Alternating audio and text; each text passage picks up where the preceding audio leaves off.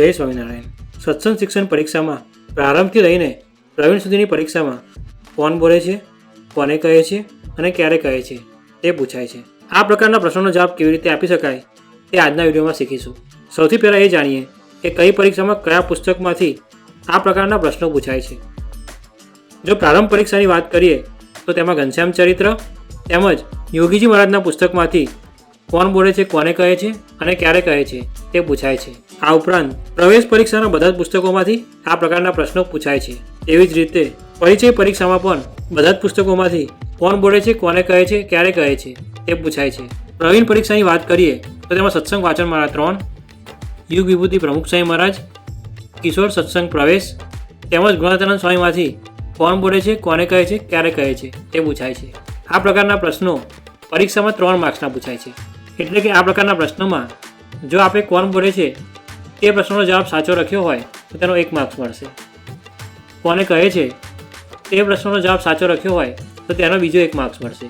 તેમજ ક્યારે કહે છે તે પ્રશ્નનો સાચો જવાબ લખ્યો હોય તો તેનો બીજો 1 માર્ક્સ મળશે. આમ ટોટલ 3 માર્ક્સ મળશે. કોણ બોલે છે, કોને કહે છે અને ક્યારે કહે છે આ પ્રકારના પ્રશ્નોમાં કોણ બોલે છે અને કોને કહે છે તે તો સરળતાથી લખી શકાય છે, પરંતુ ક્યારે કહે છે તે લખવું થોડું અઘરું પડે છે. હવે એ જોઈએ કે કેવી રીતે વાંચન કરતા સમયે આ પ્રકારના પ્રશ્નોનો જવાબ યાદ રાખી શકીએ. સૌથી પહેલાં વાંચતા સમયે જ્યારે કોઈ પણ 2 પાત્ર વચ્ચેનો વાર્તાલાપ આવે ત્યારે તે પ્રસંગને સમજી રહીએ. અને જો આપ વાંચતા સમયે અંડરલાઇન કરતા હોવ તો બીજા કોઈ રંગની પેનથી આ પ્રકારના પ્રશ્નોને અંડરલાઇન કરશો. ઘણી વખત એવું બને કે આખો પ્રસંગ 6-7 લાઇનનો હોય. આવા સમયે તે પ્રસંગ 1 કે 2 લાઇનમાં પોતાના શબ્દોમાં લખશો, જેથી પેપર ચેક કરનારને સરળતાથી ખ્યાલ આવે કે આપ શું કહેવા માંગો છો. અત્યારે એક એક્ઝામ્પલથી સમજીએ. આ માટે મેં ઘનશ્યામ ચરિત્રના યોગીજી મહારાજ પુસ્તકમાંથી એક લાઇન લીધી છે, જેમાં લખ્યું છે કે ઘણા વખતથી થતું હતું કે ઠાકોરજીને થાળ કરીને જમાડું. હવે આ પ્રસંગ યોગીજી મહારાજના 22મા પ્રકરણમાં આવે છે, જેમાં વાત એવી છે કે દાજી બાપુ જે યોગીજી મહારાજની મદદમાં હતા તેમને એકવાર હિસાબ માટે યોગીજી મહારાજની જરૂર પડી. તેમને મંદિરમાં બધી જગ્યાએ યોગીજી મહારાજને શોધ્યા, પરંતુ તેઓ ન મળ્યા. ત્યારબાદ તેઓ ભંડારમાં આવ્યા અને ત્યાં જ એમણે જોયું તો તે સમયે યોગીજી મહારાજ ઠાકોરજીનો થાળ બનાવી રહ્યા હતા. ત્યારે તેમણે યોગીજી મહારાજને પૂછ્યું કે તમે કેમ રસોઈ કરો છો?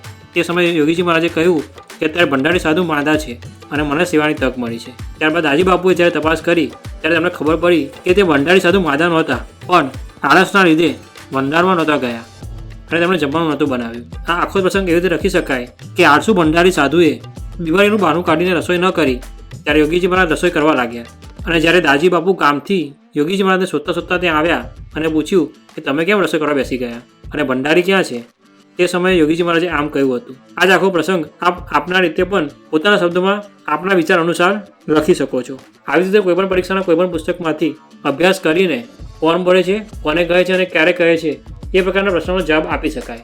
આવી જ રીતે ટૂંકનોટ કેવી રીતે લખવી તે અંગેનો વિડીયો પણ આ જ ચેનલમાં મૂકવામાં આવ્યો છે, જેની લિંક આપણે આઈ બટનમાં અથવા વિડીયોના ડિસ્ક્રિપ્શન બોક્સમાં મળી જશે. તો જો હજુ સુધી આપણે તે વિડીયો ન જોયો હોય તો તે અવશ્ય જોશો. તેમજ આવા જ વિડીયોઝને જોવા માટે પ્રમુખ પ્રસંગમ ચેનલને સબસ્ક્રાઇબ કરવાનું ના ભૂલશો. આપણે આજનો વિડીયો કેવો લાગ્યો તેમને કોમેન્ટ કરીને જરૂરથી જણાવશો. તેમજ આપ બીજા કયા પ્રકારના પ્રશ્નોના જવાબ લખવાનું શીખવા માંગો છો તે પણ અમને કોમેન્ટ કરીને જરૂરથી જણાવશો. આ વિડીયોને લાઇક અને શેર કરશો. જય સ્વામિનારાયણ.